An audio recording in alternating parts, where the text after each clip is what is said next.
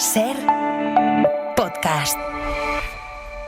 Estás escuchando el Abierto de Hoy por Hoy. Cada día analizamos las noticias más relevantes de la actualidad, las claves políticas, económicas y sociales, con las voces de los protagonistas y los distintos puntos de vista de nuestros tertulianos.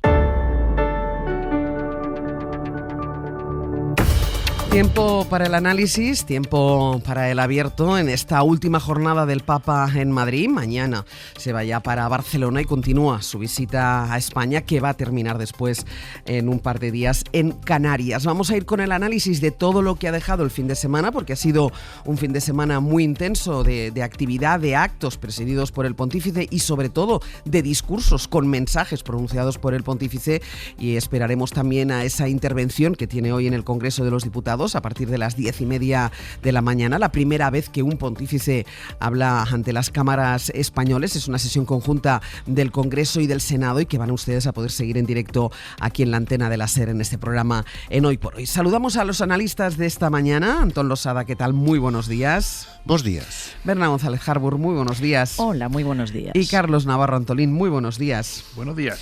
Pues vamos con todo lo que ha dejado este fin de semana la visita del Papa, lo que ha dejado en las últimas horas, también insisto con la agenda prevista para el día de hoy. Marina García, ¿qué tal? Muy buenos días. Hola, buenos días, Ángeles. Marina es la corresponsal de la SER en Roma y está siguiendo el viaje del Papa por España. El Papa, Marina, tuvo ayer una agenda muy apretada en la que ofició una misa multitudinaria en el centro de Madrid. Calcula la delegación del gobierno que asistieron más de 1.100.000 personas aproximadamente, y ya después por la tarde protagonizó otro acto en el Movistar Arena con actores, con empresarios, con lo que se llama la sociedad civil. ¿Qué es lo más destacado, atendiendo a todos los discursos que ha hecho Marina, a todos los mensajes que ha ido dejando en sus intervenciones? ¿Qué es lo más destacado que ha dejado estas últimas horas? Pues Ángeles, un fin de semana, como decías, muy completo, en el que digamos que el pontífice ha ido presentándose a los españoles en todos sus registros, el más institucional y político, de líder global, el primer día con ese potente discurso contra la polarización y en el que incluso alabó la posición de España a nivel internacional a favor del multilateralismo. Expreso mi agradecimiento a vuestro país por su fidelidad al derecho internacional y al multilateralismo, que se traduce también en un compromiso. Su perfil más social, al lado de los migrantes, mujeres maltratadas o personas con discapacidad, a los que saludó en el Centro Caritas Cedia el sábado por la tarde, con una de las imágenes de este viaje, la de un migrante regalándole al pontífice una copia de su permiso de residencia. Y quiero acompañar a otras personas que llegan como yo llegué. Por eso le entregué esta réplica de mi tarjeta de residencia. Representa años de espera, esfuerzo y esperanza.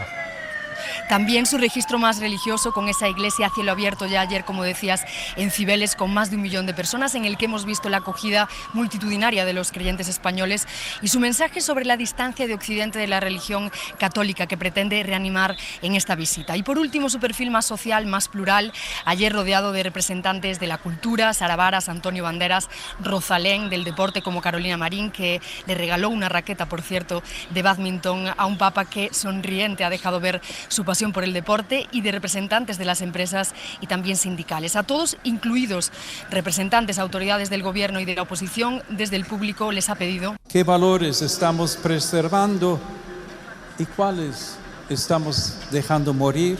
Para atender a estos interrogantes es menester un diálogo social que podemos comparar con el arte de tejer redes, que impliquen diálogo, puentes. una palabra que está marcando este viaje del pontífice a España, el primero de 15 años, y que esperemos que volvamos a escuchar esta mañana en el Congreso, la palabra diálogo. Tú ahora mismo, Marina, estás en las puertas de la sede de la Nunciatura Apostólica, por esto este ruido que se escucha de fondo, las sirenas que pasan, porque está todo preparado, porque a las 9:30, en menos de una hora, está previsto aquí el encuentro entre el Papa y el presidente del Gobierno.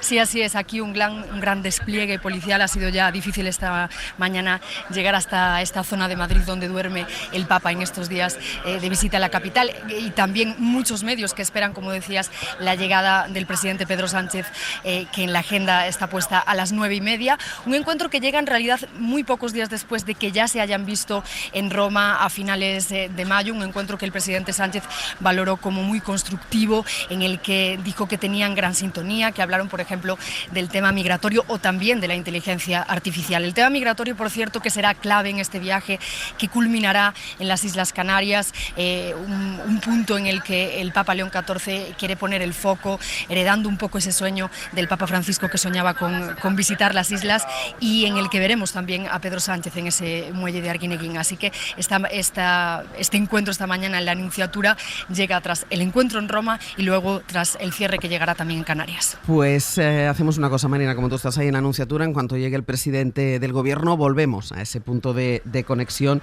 para que nos cuentes cómo va a ser ese encuentro. Hasta luego, Marina. Hasta ahora. Bueno, hablábamos ya el viernes en los primeros compases, en las horas previas de la llegada del pontífice a España, de lo que se podía esperar de la visita. Carlos, estabas tú en el abierto del viernes pasado, todavía no sabíamos ni cómo iban a ser sus mensajes, ni si se iba a incluir en la agenda, que después podemos hablar de ello, si se va a incluir en la agenda algún encuentro con víctimas de la pederastia. Después de haberle escuchado ya en más de una ocasión, en todos estos actos multitudinarios, todos hay que decir, que ha protagonizado en Madrid, ¿qué te parecen las intervenciones y el mensaje que está dejando el pontífice, Carlos? Pues como era de esperar en la primera ya intervención, bueno, incluso desde el avión, ya marcó cuáles iban a ser los temas, ¿no? En el propio avión, cuando venía hacia Madrid, abordó el tema de los abusos. Recordaréis la declaración que hizo de que son una llaga abierta para la Iglesia y que por supuesto le preocupaba el máximo y aplicaría la tolerancia cero. No ha vuelto a hacer referencia más. Yo creo que vienen muchos discursos, quedan muchos días, ¿no? Pero ya en el avión lo hizo, y que por cierto el rey también sorprendió cuando incluyó ese tema en el discurso en el Palacio Real. Estamos viendo al Papa que yo llamo de las 3 S, ¿no? Sereno, serio y sencillo, ¿no? Un personaje con un poder de convocatoria, está convocando a un público de unas cifras enormes y de una pluralidad enorme, ¿no? Yo creo que eso es el único líder en el mundo que puede presumir de eso, ¿no? Y por lo demás yo espero hoy que siga en esa línea, que ya incluya otra vez a los abusos en su referencia, que haga muchas apuestas por la paz, por los derechos humanos, por el diálogo, por la multilateralidad, por el respeto al derecho internacional. Yo creo que está cumpliendo sobradamente las expectativas, ¿no? Berna. Bueno, yo creo que es importantísimo todos los discursos y los mensajes que está dejando este Papa en Madrid. Venimos de un Papa Francisco que también era humanista, que también estaba con los pobres, pero que había, no tanto como roto, pero se había distanciado enormemente de la cúpula jerárquica española, de la Conferencia Episcopal, bueno, por muchísimos asuntos, porque es mucho más conservadora nuestra Conferencia Episcopal. Y la intención y la ambición de Prevost ha sido recuperar puentes, ¿no? Recuperar alianzas manteniendo ese humanismo que le caracteriza. Entonces, más allá de su reconstitución de puentes, políticamente es importantísimo como líder moral que se está convirtiendo en que se está convirtiendo este Papa frente a este mundo de crueldad que Trump y Netanyahu y demás acontecimientos que vemos han dejado por sentado, ¿no? Entonces, estos mensajes contra la exclusión, contra el populismo, contra el odio, por la integración de los inmigrantes, bueno, pues no puede sino acercarnos a muchísimos que no somos religiosos, yo misma no soy creyente, aquí lo digo, pero sé valorar la ambición y la dimensión que adquiere este mensaje, ¿no? En lo político. Y luego, en lo religioso, también es muy interesante, porque él está ofreciendo una esperanza y ofreciendo una ambición de trascendencia en un tiempo de muchísima banalidad, de redes, de narcisismo, de frivolidad. Y entonces también en este territorio, tanto en la IA, donde está recordando que debemos ser los humanos los que mandemos y no lo contrario, y eso va también contra los oligarcas, estos tecnócratas estadounidenses, sino también el diálogo y tejer redes. Tiene muchos mensajes muy positivos e interesantes. Antonio. Bueno, yo creo que aquella hipótesis que se había lanzado, no sé si acordáis cuando fue elegido Papa, ¿no? Que si lo habían elegido norteamericano para congraciarse con Trump y que era más conservador y iba a cambiar la línea de Francisco, yo creo que ya podemos descartar esa hipótesis no parece. como elemento explicativo de su elección, ¿no? Yo creo sinceramente que estamos ante un Papa que va a marcar una época, por la edad que tiene, por la capacidad que tiene y por el liderazgo que está demostrando. Igual que Francisco marcó su época, yo creo que León XIV va a marcar una época. Ya veremos si para bien o para mal, pero va a marcar una época. En cuanto a los mensajes que habéis dicho, con la autoridad que me da haber estado interno en el seminario de Mondoñedo, no puedo más que sancionarlos. Creo que es una auténtica, y que lo digo con todo el respeto, máquina de dar titulares. Es decir, llevamos un fin de semana donde un titular devoraba al anterior, y no frases vacías precisamente, sino frases llenas, aunque fueran con un lenguaje muy pastoral, como decía Juan Solés hoy en su crónica, ¿no? Un lenguaje pastoral pero muy contundente. Nada fácil para la confusión, ¿no? Yo creo que la frase de... No, muy claro. Y claro, sin pastoral, artificios, sí. Claro, por eso titulares. Sí.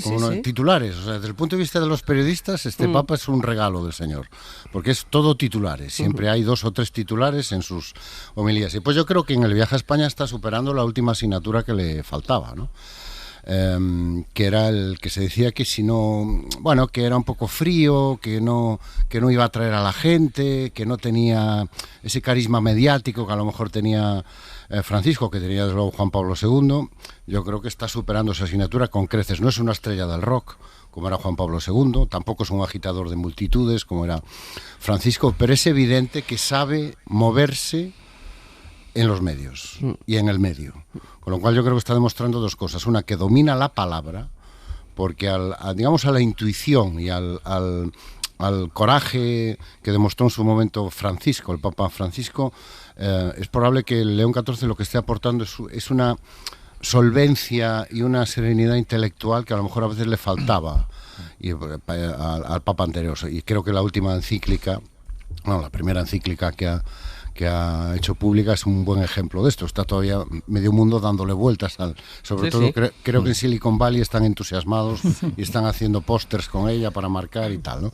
Pero además ahora está demostrando que domina el medio, que domina los medios y que realmente puede, insisto, marcar una época no solo desde el punto de vista pastoral, sino desde el punto de vista de conversación pública, ¿no? De debate público. O sea, es un Papa que parece que ha venido para influir intelectualmente, pero también para influir en eso que llamamos los más media, para influir popularmente. Sí, luego el factor norteamericano no solo le resta o era pasto, digamos, de pensamientos de algunos o de análisis de algunos que decían, bueno, pues... Como mínimo de dudas. Sí, al revés, es que le enriquece porque le hace confrontar con Trump de tú a tú. O sea, este señor viene de Chicago, de uno de los... Conoce Estados Unidos. De los demócratas y de la América, del Estados Unidos que más nos gusta en Europa, ¿no? Mucho más social, más humanista, etcétera, frente a los republicanos que se han ido convirtiendo en lo que se han ido convirtiendo. Entonces él confronta, y fijaos que lo que primero que ha hecho a nivel pastoral y de su encíclica es, bueno, no pastoral, sino político, es confrontar con Trump en aquella condena que hizo de la guerra, y cuando dijo, y Trump le puso verde y dijo, no tengo miedo a Trump, confronta directamente con él y confronta directamente con Silicon Valley a través de esa encíclica. Pero además España le importa, España importa mucho a la Iglesia, ¿no? Es un puente hacia América Latina, y yo quiero adivinar, atisbo entre los grandes acontecimientos que hemos visto este fin de semana y que van a seguir estos días, un cierto toque de espectáculo por su alianza con la música, con el arte, es decir, dominio del va a medio. tocar, va a tocar Bustamante, y va domina, a tocar, yo ayer estuve viendo fragmentos exactos del acto del Movistar Arena, y la comodidad con la que está en el escenario mientras Sara Varas está zapateando, es decir, generaba toda una... Pero ¿no te recuerda esto un poco a lo que hacen los evangelistas? Es decir, los evangelistas llevamos ya décadas, no pocos años, sino 20 años más o menos, de avance evangélico frente a la Iglesia Católica católica tanto en América Latina como ahora en España, importado por tantos inmigrantes latinos, y vemos florecer tantos, no ritos, sino oficios, digamos, alegrados por música, por espectáculo. Y esta forma de combinar de integrar, digamos, la música, el espectáculo, la cultura en sus actos y de invitar a que ocurran estas cosas, bueno, pues creo ahí adivinar un toque espectacular que lo acerca, que le roba un poco al evangelismo. Voy a hacer una pausa y a la vuelta vamos a seguir hablando, porque hoy vamos a vivir un hecho histórico, un pontífice hablando a diputados y senadores en el Congreso de los Diputados, y va a ser también muy interesante el contenido de ese discurso, porque entre los mensajes que ha dejado este fin de semana, que estábamos analizando ahora, es un mensaje claro contra la polarización en un momento en el que este país está especialmente polarizado. Bueno, ahí va a tener a los representantes de todos los partidos políticos, excepto Podemos y el BNG, que no van a asistir hasta... Y Esquerra, creo. Esquerra tampoco. De momento son los que han anunciado que no van a ir, pero bueno, va a ser interesante escucharle a él y ver también las reacciones de los que le están escuchando. Hacemos una pausa y a la vuelta nos vamos al Congreso de los Diputados.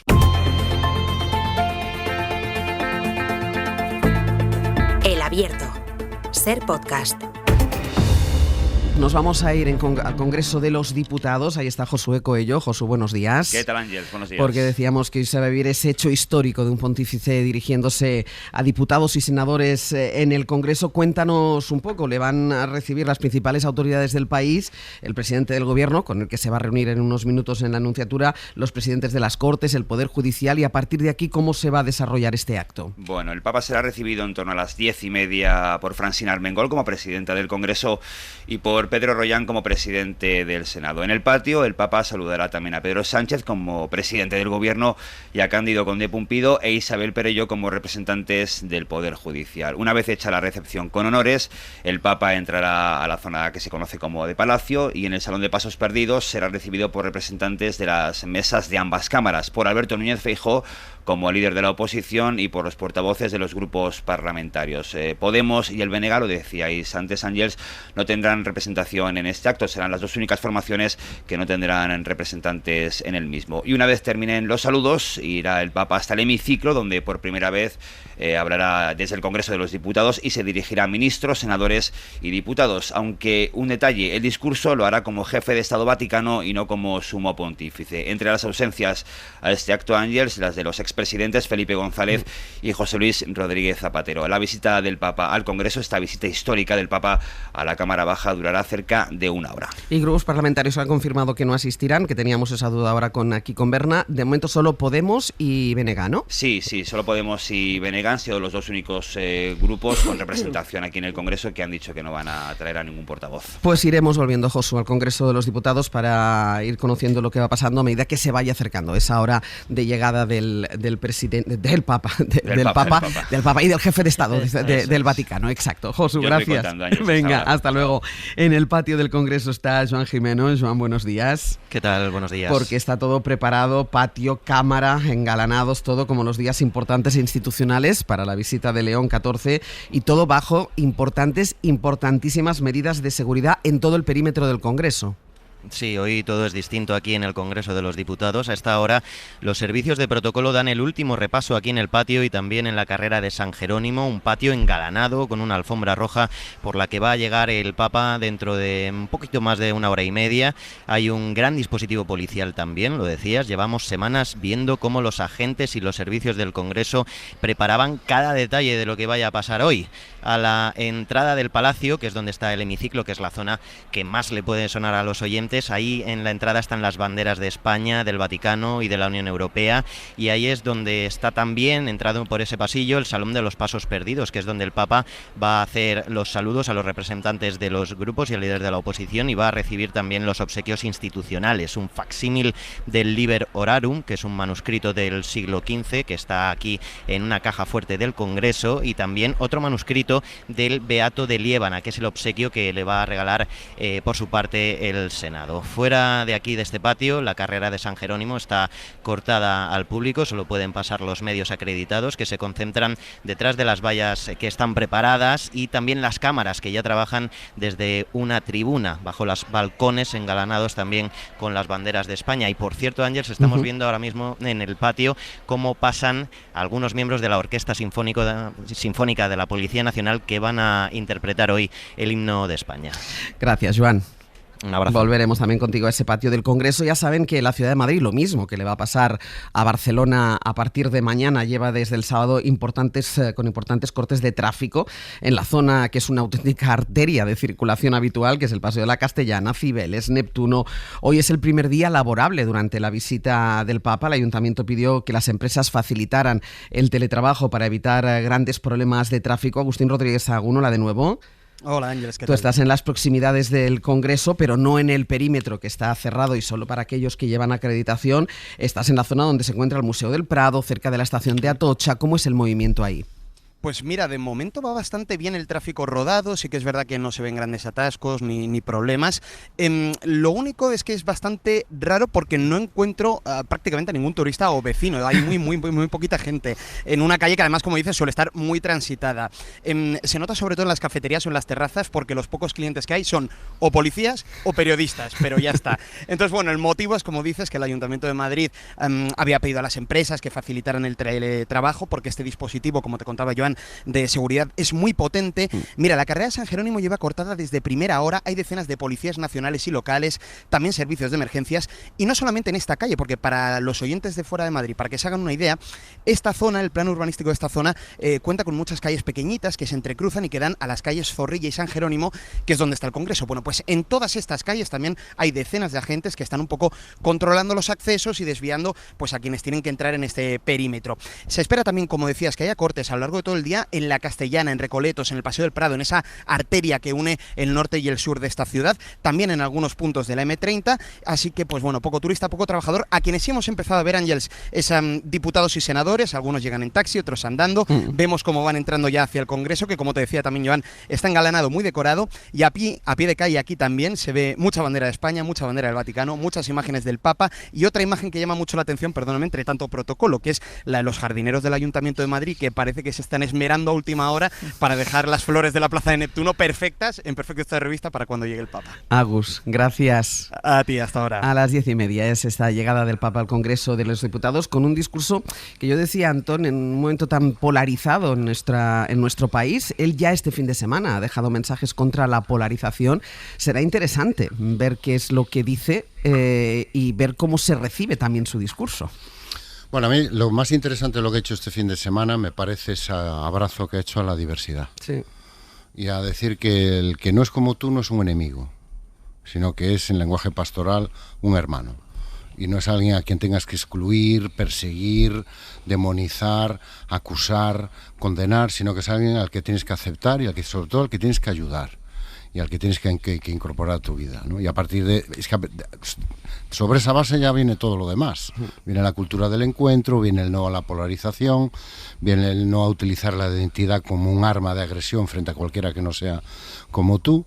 Y me parece que es la esencia de su discurso, y eso es lo que le coloca en frente de lo que en este momento recorre el mundo. Es que lo que en este momento, la ola que recorre el mundo, se basa precisamente en la idea contraria, que es que el diferente es el peligro. El diferente es la amenaza. El diferente es el que viene a por mí. El diferente es el culpable de todas mis desgracias y de todas mis desdichas. Y por lo tanto, el diferente es el problema, y el diferente es el que debe ser detenido, deportado, identificado, encarcelado, expulsado. Entonces, a partir de esa diferencia de premisas, le colocan en este momento como un auténtico referente moral. ¿Por qué? Porque representa una institución como la Iglesia Católica que tiene presencia en todo el mundo y que para mucha gente es exactamente eso, un referente moral. Entonces tenemos un Papa que en este momento está diciendo exactamente lo contrario de lo que dicen buena parte de los líderes mundiales, y de algunos de los líderes mundiales que más tiempo y más espacio ocupan en los medios de comunicación. Bueno, y que dice lo contrario también, que muchos de los diputados del tercer grupo parlamentario, por ejemplo, en el Congreso de los Diputados, o que la presidenta de la Comunidad de Madrid, por ejemplo. Bueno, y el primero. Y el Partido Popular, totalmente. Pues mira, a la vuelta seguimos por aquí, Berna. Una pausa y seguimos.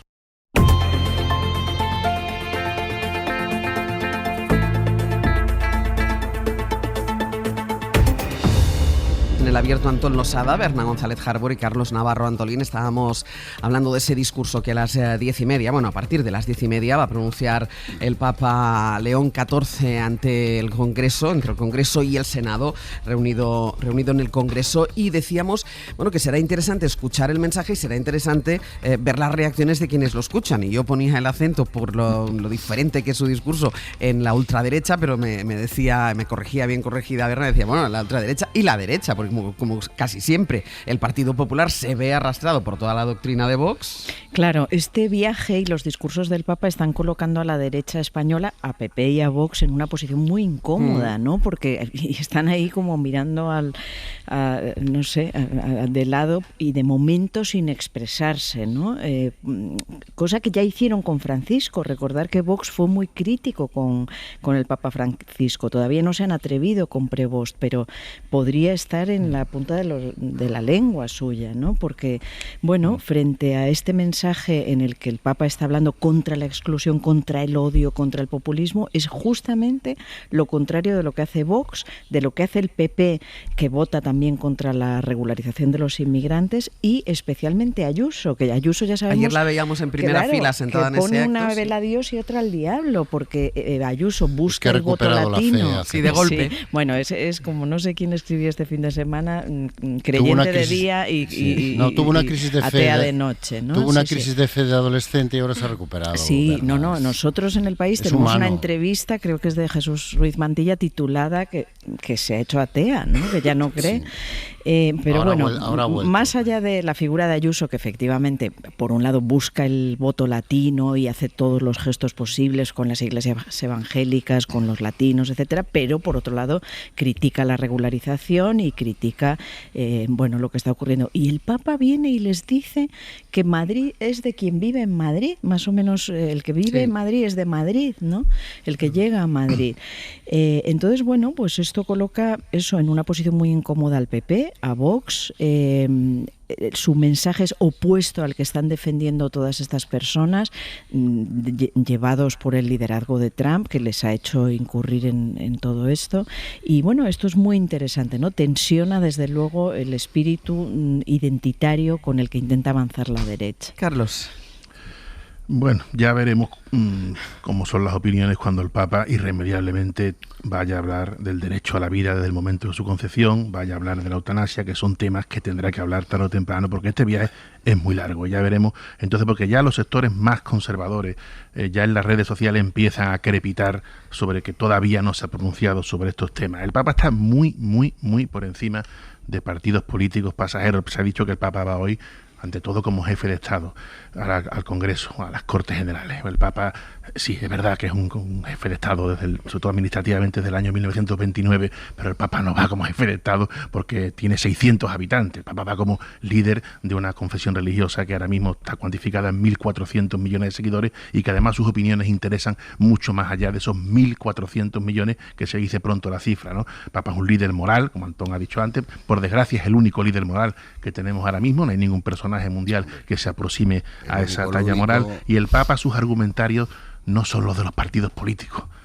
Y puede sonar así muy celestial, son los evangelios, que Papa no puede decir otra cosa que estar absoluta y radicalmente en contra de la guerra y absolutamente a favor de los más excluidos. En este momento en España, el fenómeno que nos lastra, que es el de la migración irregular, a favor de los derechos humanos, es que no puede decir otra cosa, pero esperad que tenga que pronunciarse sobre el derecho a la vida, ¿eh? Eso tenemos que esperar. Yo creo que la frase más importante, la frase más importante que ha dicho el Papa hasta ahora es: nadie puede arrodillarse ante el Señor y despreciar al hermano, que ha gustado muchos a uno, pero también ha dicho que no se pueden levantar los muros, que ha gustado a otros, y creo que todos nos entendemos. El riesgo, como hemos dicho en las claves, de utilizar el mensaje del Papa en favor propio, ese riesgo hay que correrlo, pero no se olvide que su argumentario no está ni en el PP, ni en el PSOE, ni en Vox, ni en Podemos, no está en nada de eso.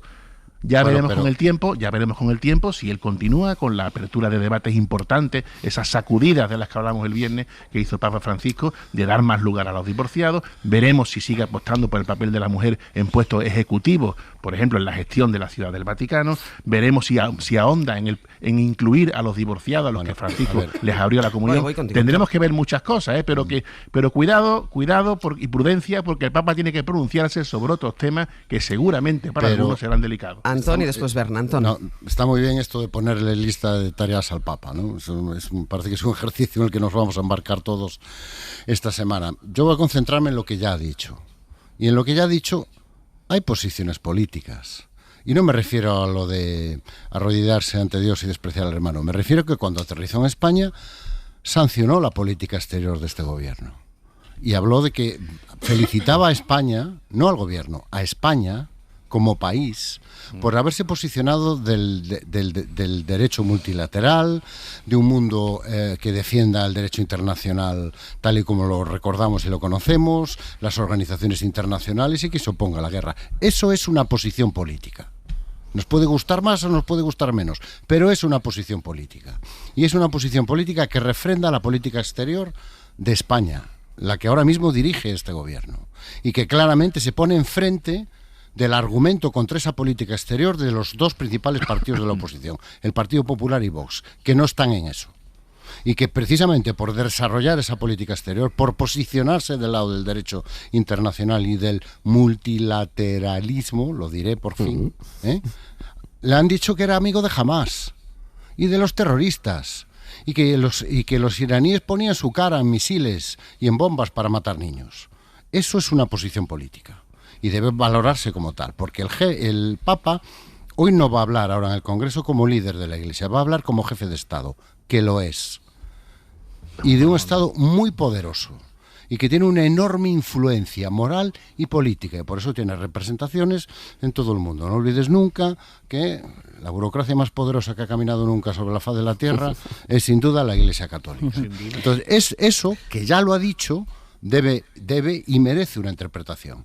Después, lo que diga a partir de ahora, pues ya lo iremos comentando. Pero es evidente que el Papa ha venido aquí con un discurso que en lo que se refiere a política, y a lo que seguramente, porque no va a andar el hombre metiéndose en lo de Leire Díez, imagino que nadie espera eso, pero que hable de política internacional, me parece cuando menos destacable que el Papa haya felicitado expresamente a España, y voy a quitar al gobierno, a España, por haberse posicionado del lado del derecho internacional y de los derechos humanos. Yo quiero dar a Carlos la razón en una cosa que la tienes absolutamente. El ideario del Papa no es el de un partido español, es el Evangelio. Me encanta que hayas dicho eso, porque es que es precisamente la Iglesia Católica en España la que abandonó ese ideario humanista de estar con los pobres, y durante décadas, y lo sabemos en el franquismo, estuvo con los poderosos y estuvo y siguió esa inercia ha seguido durante la transición de estar con los poderosos, de estar con la derecha, de estar con el dinero, de ahí las inmatriculaciones. Entonces, celebro muchísimo que el Papa nos devuelva al mensaje de los evangelios, que aplaudo absolutamente, porque Jesucristo, parece mentira que yo esté aquí hablando de eso, pero es así, estaba con el pobre, estaba con los que sufrían, estaba... Bueno, eso es el ideario de los evangelios, y me alegro muchísimo de que este Papa lo recupere, de que este Papa recuerde que ese es el leitmotiv de la Iglesia. Y entonces lo que está dejando en evidencia este Papa y su discurso es precisamente el divorcio entre esa Iglesia, hablo de la jerarquía católica, por supuesto ha habido muchísimos curas asociados a los pobres y Cáritas, pero estoy hablando de la jerarquía católica, que ha estado demasiado tiempo con los poderosos y con la derecha, esa es la verdad. Y por tanto, lo que está dejando en evidencia este Papa es el divorcio entre esa jerarquía de la Iglesia y la extrema derecha y la derecha. Eso es lo que tenemos que celebrar, y lo que la Iglesia española en esa jerarquía, alta jerarquía, va a tener que encajar. Dejadme que nos queda un último aspecto todavía para comentar, que es la reunión que va a tener con algunas víctimas de la pederastia en la Iglesia, las víctimas que se han acogido al plan Repara de la propia Iglesia, y hay malestar, y va a haber pronunciamiento, y va a haber protesta por el hecho de que no se reúna con las asociaciones mayoritarias de víctimas de la pederastia en la Iglesia. En el abierto, Antón Losada, Berna González Harbour y Carlos Navarro Antolín. Les decía que nos quedaba un aspecto por comentar. Algo ha comentado Carlos al principio del abierto por la mención que había hecho a los abusos por parte de la Iglesia en el avión que le traía hasta España. Es verdad que en ninguno de los discursos que ha pronunciado hasta ahora ha vuelto a hacer mención y al final va a haber una cita, no estaba prevista en la agenda inicial, pero va a haber una cita con algunas de las víctimas de la pederastia en la Iglesia, pero también habrá protestas de algunas asociaciones de víctimas de los abusos que han manifestado su descontento ante la negativa del Papa de reunirse con ellas. Ellas no van a estar en esta cita. Mariola Lourido, buenos días. Buenos días, Ángeles. Las víctimas reprochan que de momento no ha mencionado, como decía, en ninguno de sus discursos los casos de pederastia en la Iglesia, también que no se haya tenido en cuenta a todos los colectivos, porque sí se va a reunir el Papa con algunas víctimas, será esta misma tarde, pero solo son esas víctimas que se participaron,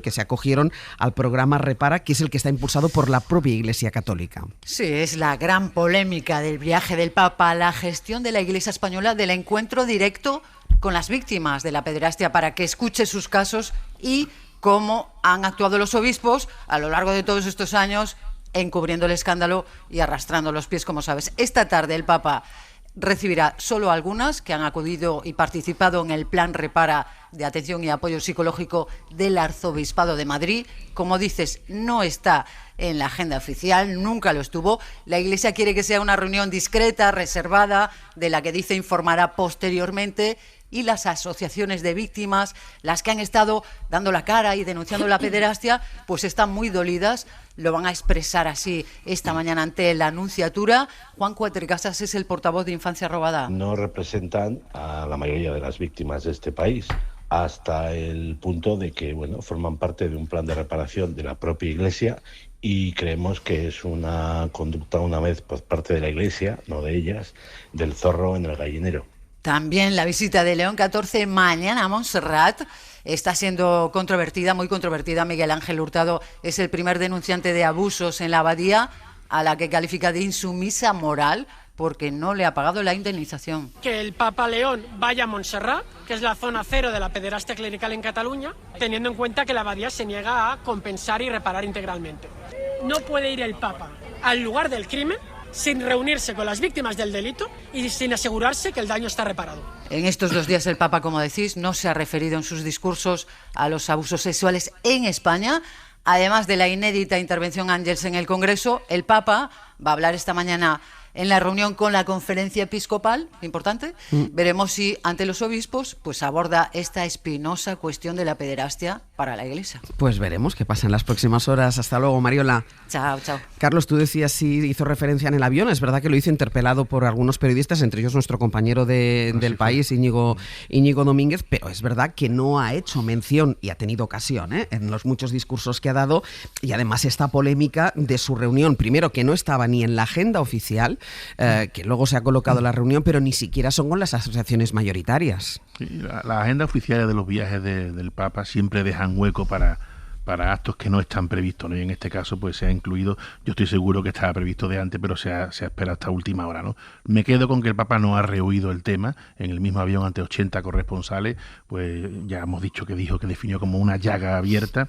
Lo que no puede ocurrir aquí nunca más es que la Iglesia, o mejor dicho, miembros de la jerarquía eclesiástica, que están mucho más obligados que los fieles rasos, por así decirlo, no pueden más orillar, esconder, hacer la vista gorda ante este tipo de casos. Se ha incurrido demasiado en ese defecto cuando una víctima ha ido precisamente a buscar, pues, a denunciar, a buscar el consuelo, a exigir una reparación. De pronto al supuesto agresor o al agresor confirmado se le manda a otro sitio, se le esconde, se le manda a meditar. Eso no puede ocurrir más, y yo estoy seguro que habrá un antes y un después. También ha sido muy importante que el jefe del Estado español en el Palacio Real, ante las autoridades que allí había, sin necesidad ninguna de ser interpelado, pues era un discurso oficial y revestido de la mayor solemnidad del Estado, se refirió al tema. se refirió al tema abierta y públicamente. Eso también ha sido muy importante. Las víctimas tienen derecho absoluto a decir cuanto quieran decir, a denunciar lo que quieran denunciar, y hay que ser siempre comprensivos. Y la Iglesia está obligada a reparar, a sanar, a pedir perdón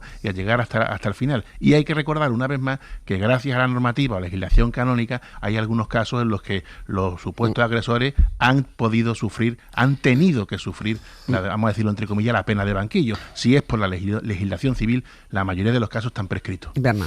Sí, estoy completamente de acuerdo en aplaudir el valor del rey, nada más llegar el Papa en su primera... Déjeme un momento, que me voy a ir a la Anunciatura porque creo que está llegando, si no lo ha hecho ya. Marina, ¿ha llegado ya el presidente del gobierno?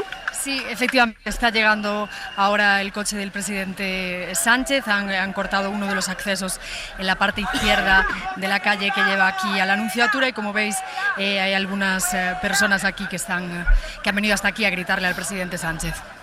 Pues ya está el presidente Sánchez dentro, gracias Marina, dentro de la Anunciatura para esa reunión con el Papa previa a su visita al Congreso de los Diputados. Perdón, a ver, puedes seguir. Sí, no, que estaba de acuerdo en la valentía y el rigor del rey al recordar al Papa, nada más llegar a Madrid, esa asignatura pendiente, ¿no? Sin duda, esta es la gran asignatura pendiente de la Iglesia Católica, la gran ausencia. La responsable ha sido la Conferencia Episcopal Española. En España se ha tardado muchísimo en reconocer, en abrir canales, no digamos en empezar a hablar de indemnizaciones, muchísimo más que iglesias hermanas de Irlanda, de Alemania, de Francia, de Estados Unidos. Este Papa viene precisamente de Estados Unidos, donde se abordó todo esto con muchísima antelación con respecto a los países europeos, y España es la que más tarde va, la rémora de la Iglesia Católica. Francisco no pudo con ello, esta fue la gran brecha entre Francisco y la Conferencia Episcopal, y bueno, el Papa está obligado a abordarlo.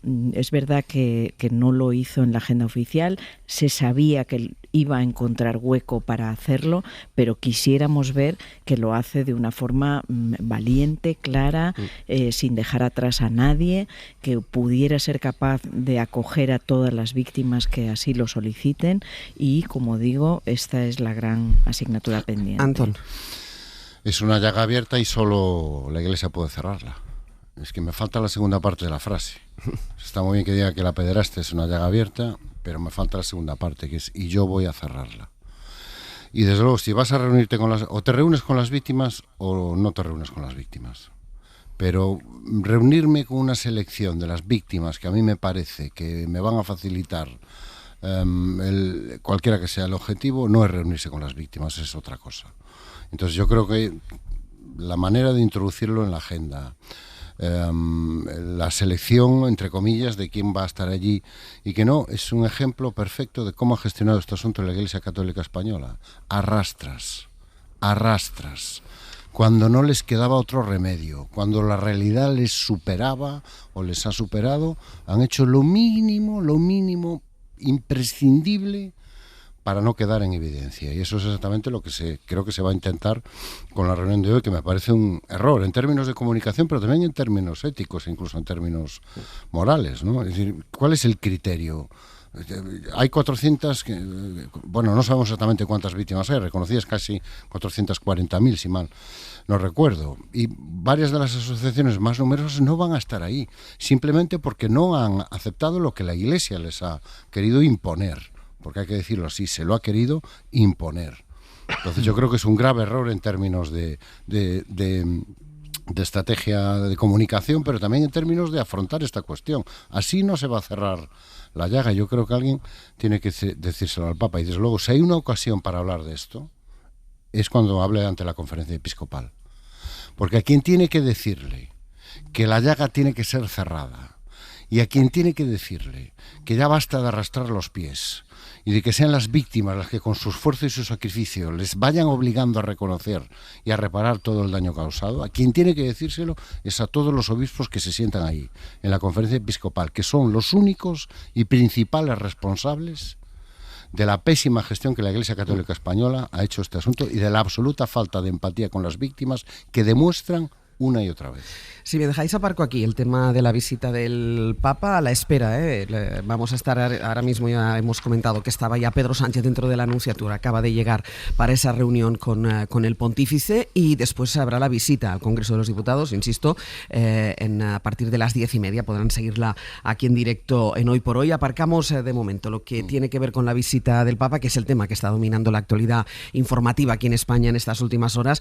Después iremos un momento a Israel, porque la actualidad internacional está marcada por esa ruptura de la tregua que complica muy mucho la situación en Oriente Próximo, pero voy a detenerme en cuanto a la política española en el último sondeo de 40dB que publicamos hoy tanto la SER y El País, porque según este barómetro el Partido Popular amplía su ventaja sobre el PSOE, obteniendo 7 décimas más que en la última encuesta. Se sitúa en el 32,4% de estimación de voto. Julia Molina, buenos días. ¿Qué tal, Ángels? Buenos días. Claro, y este crecimiento se explica sobre todo por las causas judiciales que están afectando al Partido Socialista en las últimas semanas. La imputación del expresidente del Gobierno, José Luis Rodríguez Zapatero, el caso Leire Díez, causas que han provocado que la estimación de voto del PSOE haya caído en un punto, situando a los socialistas a casi 5 puntos de distancia del Partido Popular. Sí, no veíamos una distancia tan amplia desde el año pasado, cuando estalló el caso Cerdán. Entonces el PSOE tocó su suelo. Esta vez no tiene un impacto tan alto. Los socialistas se quedan en el 27,7% del voto, aunque cuando se realizó no teníamos, por ejemplo, el contenido del sumario del caso Leire. Las encuestas se hicieron entre el 28 de mayo y el 1 de junio, y lo que sí habíamos visto en esas fechas era la imputación de Zapatero, el sumario del caso Plus Ultra y la entrada de la U. Vaya, hemos perdido a Julia, vamos a ver si podemos recuperarla.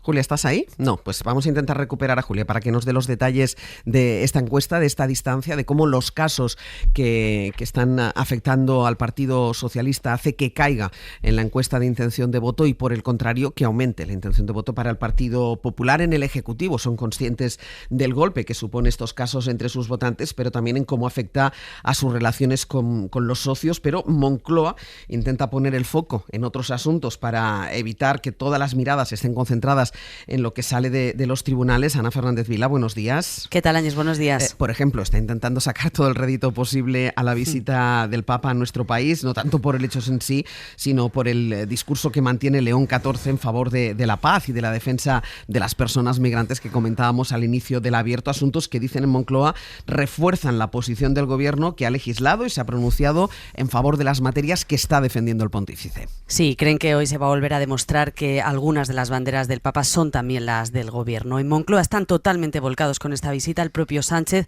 que como decíais está ahora mismo con el Papa en la Anunciatura, después en el Congreso, el miércoles en la inauguración de la Sagrada Familia, el jueves en Canarias. Estos son los hitos en los que el Ejecutivo pone esta semana todos los focos, con la esperanza de poder coger algo de oxígeno en medio de una tormenta judicial que no remite ni mucho menos. En Moncloa admiten que están mentalizados para las próximas novedades judiciales. Está pendiente, por ejemplo, la probable citación de Narbona, la presidenta del PSOE, como testigo si el juez atiende la petición de la Fiscalía Anticorrupción. En el horizonte, la declaración de Zapatero o la vista de Begoña Gómez, la posible sentencia del caso Ábalos, el juicio del hermano de Sánchez que sigue en marcha. Pero el Gobierno se aferra a esta visita, como decimos, del pontífice para tratar de convencer a sus socios, a los suyos también, de que merece la pena seguir gobernando para poder seguir implementando políticas como las que reivindica el propio Papa, y de paso espera también poder evidenciar las contradicciones de la derecha por ese discurso social del Papa. Eso sí, aun con todo,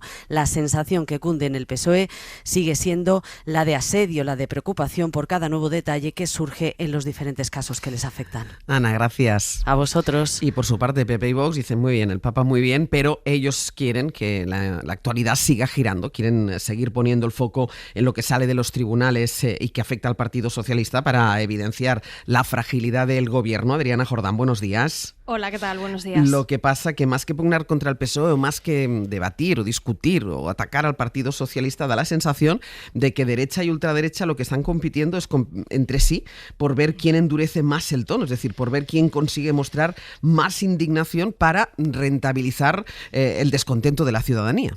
Eso es, Ángels. PP y Vox han entrado en una carrera, compiten entre ellos por ser el azote, el partido que más persigue al gobierno de Pedro Sánchez. La estrategia del Partido Popular pasa por utilizar su mayoría absoluta en el Senado. Este jueves han llamado a la directora de la Guardia Civil para que comparezca en la Comisión de Interior, y en las comisiones de investigación de la SEPI o del caso Koldo en la Cámara Alta, el PP pide un desfile de comparecencias que pasa por Salvador Illa, Leire Díez o la secretaria de Zapatero.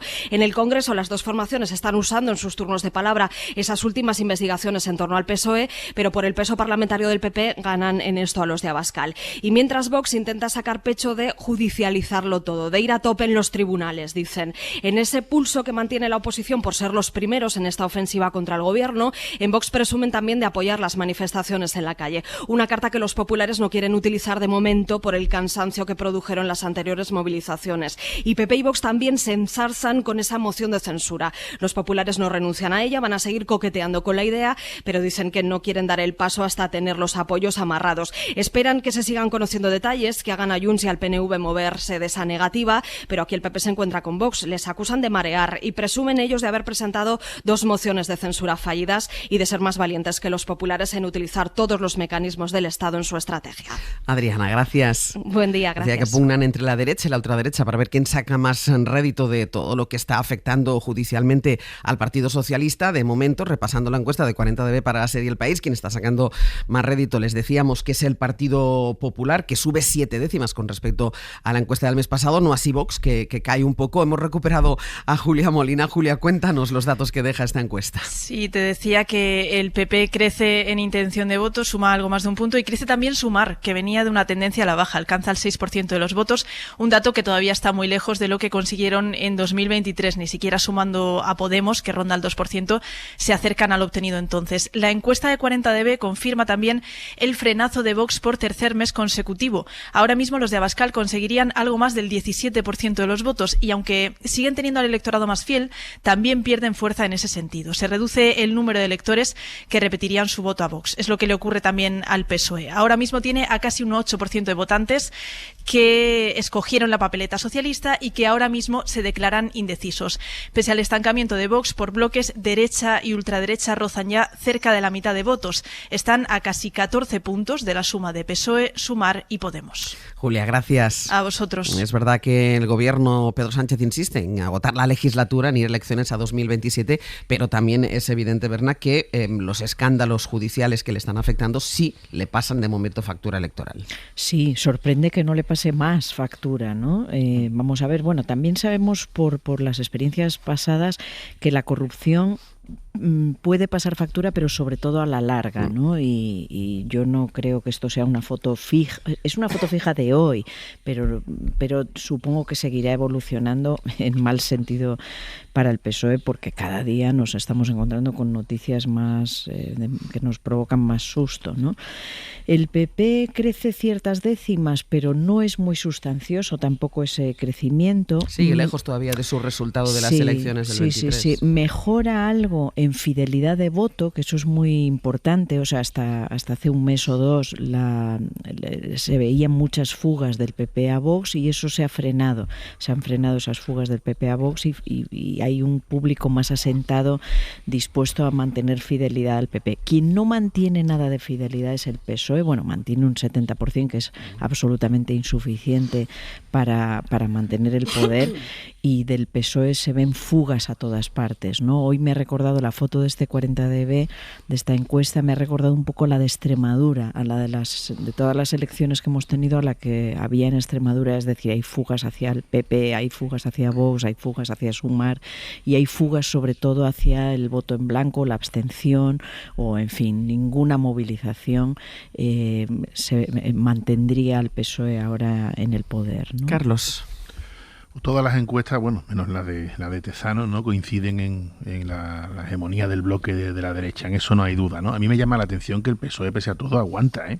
Cae solo, si no me equivoco, 4 puntos, aguanta bastante bien, tiene un suelo del 27%, que yo creo que va a ser muy difícil que baje de ahí. Eso revela que hay una base emocional, identitaria con el partido muy fuerte, o por lo menos digna de ser considerada. El PP tendría que subir más, con la que hay liada de frente judicial y escándalo. Vox también aguanta, me llama mucho la atención la fidelidad de los votantes de Vox, está en un 86,1%, también eso implica un techo muy, muy alto, y será muy interesante en las siguientes encuestas, lógicamente, ver cómo evolucionan los gobiernos autonómicos que otra vez echan a andar, son 3 a la falta de Andalucía, que pudiera, ya veremos, ser el cuarto, a ver cómo conviven PP y Vox, porque las encuestas todas, menos la que digo, dicen que están condenados a entenderse.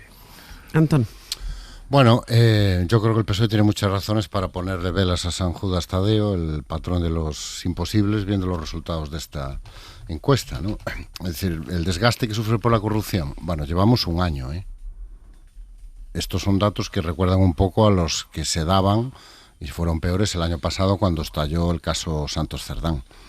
Entonces no creo que le vaya a hacer mucho más daño si no se lo ha hecho ya a estas alturas. Dudo mucho que lo que estamos conociendo con el caso Leire Díaz o Díez le haga mucho más daño. Yo creo que eso ya, todo el daño que podía hacer ya lo ha hecho. Bueno, veremos dónde se cierra el perímetro. Sí, yo creo que con lo que conocemos hasta este momento, por ahí yo creo que el gran daño le puede venir por el meteorito Zapatero la semana que viene, cuando haga su declaración ante el juez, porque eso sí que se escapa de lo que llevamos un año viendo y leyendo. Y pues yo creo que buena parte de los votantes socialistas descuentan que buena parte de lo que nos escandaliza todos los días es ruido. Todo lo que tiene que ver con la mujer del presidente, con Begoña Gómez, todo lo que tiene que ver con el hermano del presidente, o incluso el caso del fiscal general y esa condena tan pinturera sin pruebas directas, ¿no? Curiosamente, el Supremo acaba de sacar una sentencia en la que retira la condena impuesta por el Tribunal de Cuentas a Vox por financiación ilegal, precisamente porque no hay pruebas. Entonces, yo creo que es interesante que el Supremo clarifique un poco estas doctrinas. Pero dicho esto, yo creo que hay un par de cosas que son muy interesantes para el Partido Socialista, ¿no? Que es que entre los votantes que tienen 18 años y 45 años es la primera fuerza, por delante del Partido Popular y por delante de Vox. No, ha caído, ¿eh? Sí, pero sigue siendo la primera fuerza entre ese tipo de votantes. Por ejemplo, 18-24 tiene el 25, 25-34 el 26, se sitúa como la primera fuerza. No, Antón, sí, bueno, vamos a verlo bien, porque creo... Sí, hombre, tengo el cuadro delante. Entre 25 y 34 años, el PSOE 26,5, Vox 22,1. Entre 18 y 24, 25,7 para el Partido Socialista, 20,6 para Vox, ¿no? Ah, exacto. Claro. Es Vox el que ha caído y ha perdido ese podium. Sí, perdona, te estaba entendiendo lo contrario. Eso me parecía, a eso me refería. Eso es una excelente noticia para el Partido Socialista. Sí. Es una noticia muy buena para el Partido Socialista y es una noticia muy mala para el Partido Popular, que solo es primera fuerza entre los mayores de 55 años. Eso es, sin embargo, curioso que hay un tramo de edad donde Vox sí retiene la primera posición, y yo creo que eso debe llevarnos a todos a un análisis. Los votantes entre 35 y 44 años. Ahí sigue siendo Vox, por poco, pero sigue siendo Vox la primera fuerza. Lo cual, bueno, estas cosas que nos decían, es que la juventud se ha hecho muy de derechas y tal. Bueno, tanto como nos decían parece que no. Y la otra buena noticia para el Partido Socialista, igual que para el PP, es muy buena noticia que su transferencia con Vox en este momento vuelva a ser positiva para el Partido Popular, por poco. Es decir, ya no manda tanta gente como mandaba y está recuperando algo de lo que enviaba. Es que el Partido Socialista, por donde está perdiendo es por su derecha. Son votantes que se van al PP, exvotantes que se van al PP o a Vox, pero pierde muy poco por su izquierda. Y a donde está mandando sobre todo gente es a la indecisión. Correcto. Ahí están prácticamente un 8%, podemos decir casi 1 de cada 10 votantes. Claro, es mucho más fácil recuperar a un votante que se ha ido a la indecisión que un votante que se ha ido a otro partido, ¿no? Con lo cual, en este momento, la ventaja la tiene claramente el bloque de la derecha, pero no tanto porque sume muchos más votos de los que sumaron el 23, que tampoco suman muchos más, sino porque hay mucho votante de izquierdas en el PSOE y a la izquierda del PSOE que no sabe lo que va a hacer cuando lo llaman a votar. Claro, es que dices, no pierde votos por su izquierda el Partido Socialista, pero ¿qué es su izquierda? ¿Qué hay a la izquierda del PSOE? Claro, si es que ese es el problema, no pierde porque no hay un proyecto concreto a la izquierda del Partido Socialista. Sí se deduce que en los casos de corrupción lo que envían es socialistas a la abstención, no a otro partido. Sí. Bueno, a la indecisión. No sabemos si irían a votar. Si ahora les preguntas, ¿usted qué votaría? No lo sabe. No te están diciendo tampoco que no, o sea, ellos te están diciendo que van a ir a votar, pero no lo que van a votar. Sí, no, por rematar, por mi parte es el gran problema, es decir, PP y Vox, con todos estos peros que estamos poniendo, suman un 49 y pico %, mientras que el PSOE y la izquierda suman un 30 y poco %. 36,2. Exacto, entonces es el problema. Dos cosas más, una que tiene que ver con esto que estamos hablando, uno de los casos judiciales que afecta al presidente del gobierno, en este caso a su hermano. Saben que se está celebrando en Extremadura el juicio contra David Sánchez por supuesto enchufismo en la Diputación de Badajoz. Isabel Vega, buenos días. ¿Qué tal? Buenos días. Es un juicio que entra hoy en la recta final, de hecho ha empezado ya con la presentación de las conclusiones por parte de las acusaciones populares que la semana pasada pidieron, recordemos, un aumento de la pena para el hermano del presidente. Sí, acaba de arrancar esta sesión que, si se cumple calendario, será la penúltima en la Audiencia Provincial de Badajoz. Entramos en fase de informes, así que toca a las acusaciones y a las defensas desarrollar las conclusiones extraídas de lo que han visto durante el juicio. Y las primeras tienen mucho que explicar porque, como decías, todas las acusaciones, menos Manos Limpias, que ha mantenido la postura inicial, cambiaron en el último momento sus escritos de acusación y modificaron los delitos. El abogado de David Sánchez, que no interrogó a su cliente sobre cómo llegó a esa plaza en Badajoz porque se había declarado prescrito el delito de aceptación de nombramiento ilegal, al ver este cambio de última hora en la acusación, ha pedido al tribunal poder volver a interrogar a David Sánchez y preguntarle sobre ese aspecto concreto para que no se vea en una situación de indefensión. Así que el tribunal se acaba de retirar a deliberar y estamos pendientes de lo que decidan, porque podría volver a tener que tomar la palabra David Sánchez y responder a su abogado.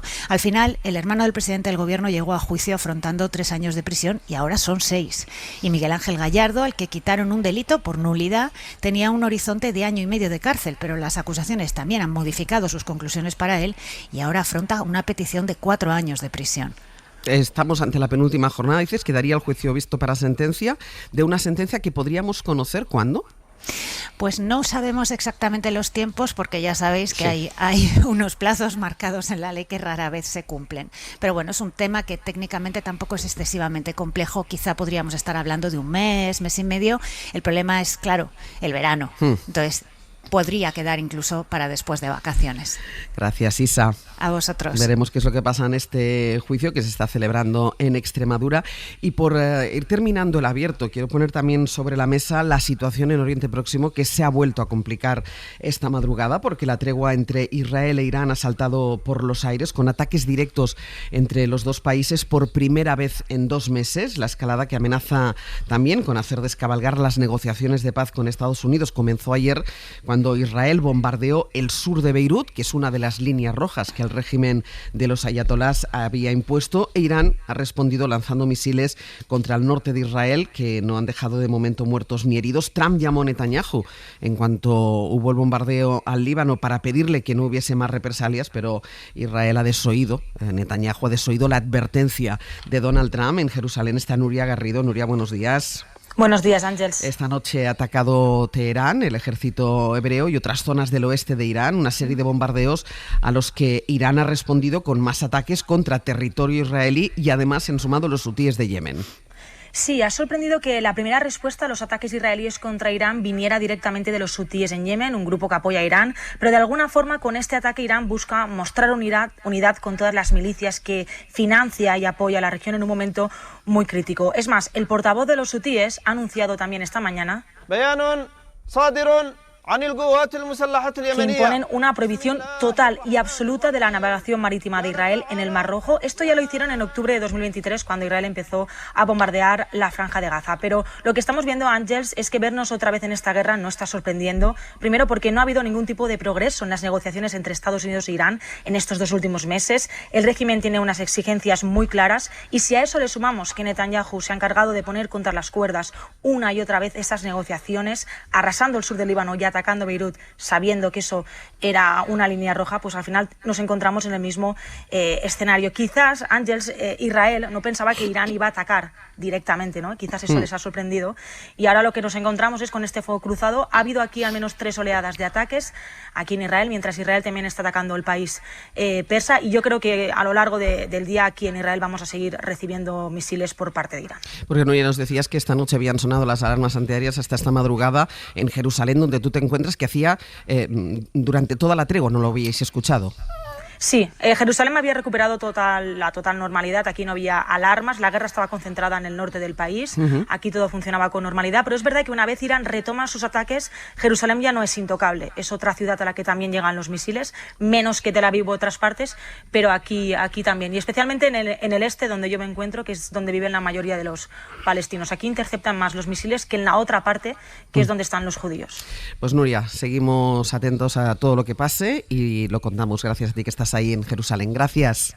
Gracias a ti, un abrazo. Repercusión económica también del recrudecimiento esta noche, porque otra vez ha vuelto a subir el precio del petróleo. La última actualización estaba por encima de los $97 el barril de Brent. También en los mercados asiáticos han caído, y vamos a ver qué pasa con los mercados europeos. Estamos prácticamente en el punto de partida otra vez, y además con un Netanyahu, recordemos, que ya no atiende a ninguna de las peticiones ni a ninguna de las órdenes o de las indicaciones que le dé Donald Trump. Vamos a ver qué pasa en las próximas horas con esta guerra.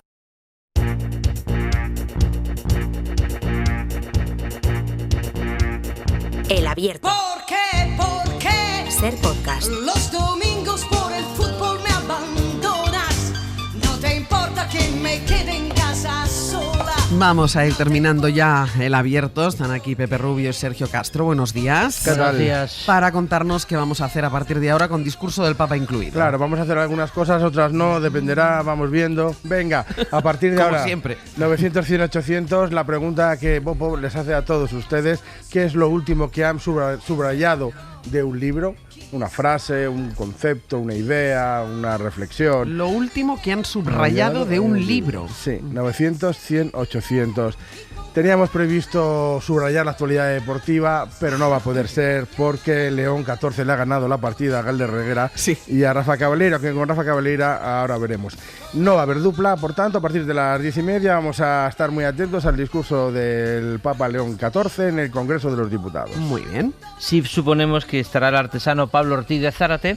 Esta mañana hablaremos del beso de Francesco Ayez, uno de los mensajes más románticos de la historia del arte, pero con un mensaje curioso, que a Pablo le gusta la cosa oculta. Vale. Pues nos lo va a contar. Y como decía Sergio, Rafa Cabeleira sí que estará hoy, aunque no estará en la dupla, porque va a estar en Los Mitos 2.0, donde vamos a hablar de Solo me gusta el fútbol durante el Mundial. Ese momento en el que la gente que nunca ve el fútbol lo ve. Se es capaz de verse un Gana no sé qué. O sea, un Gana Curazao. Gana Curazao, por Sí, ejemplo. por ejemplo. El problema no es que lo vea, el problema es que opina, además. ¿Tú te tragas todos los partidos del Mundial, Yo Antón? todo. Carlos, ¿tú? Yo creo que el encanto del Mundial está en esos partidos. Claro. Vale. A Berna no se lo pregunto. Sí, yo vale. del Mundial, Pensaba- sí, ahí me apunto. Soy de ese. Te digo una cosa, cojo el ritmo este de ver 3 partidos diarios, y conforme se van acercando las fases finales y te van quitando los partidos, Te mosqueas. Soy como un junkie. Ya.